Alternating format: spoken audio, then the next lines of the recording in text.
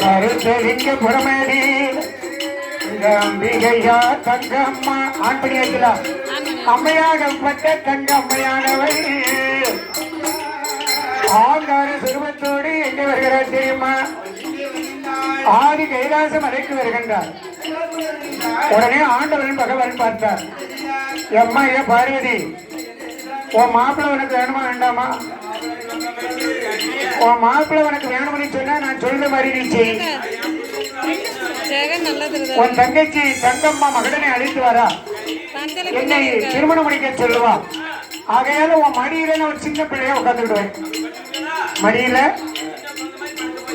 ஆமா தங்கம்மன் வந்து கேப்பா, அத்தான் பகவான் எங்கன்னு கேப்பா. அத்தான் பரியாக்க போயிட்டாரு, நீ ஒரு பொய்ய சொல்லணும். எனக்காக ஒரு பொய் சொல்லுவியா?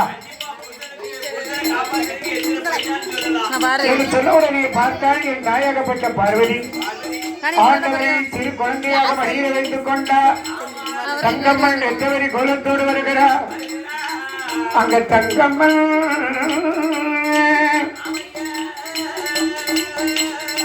ஆண்டவன் பகவானிடத்தில் ஏன் எக்க எக்க பார்வதிய ஆதிவெள்ளி கைலாசத்தில் அச்சானே எங்க அக்கா அச்சானே ஆதி சக்கிலியும் சொல்ல வேண்டும்.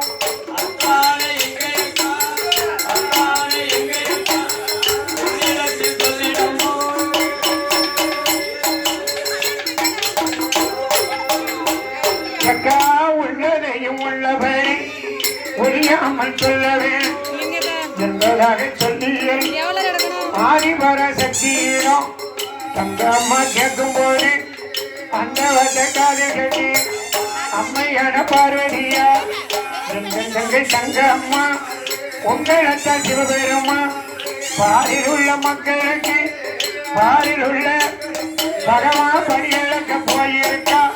பாரில் உள்ள மக்களுக்கு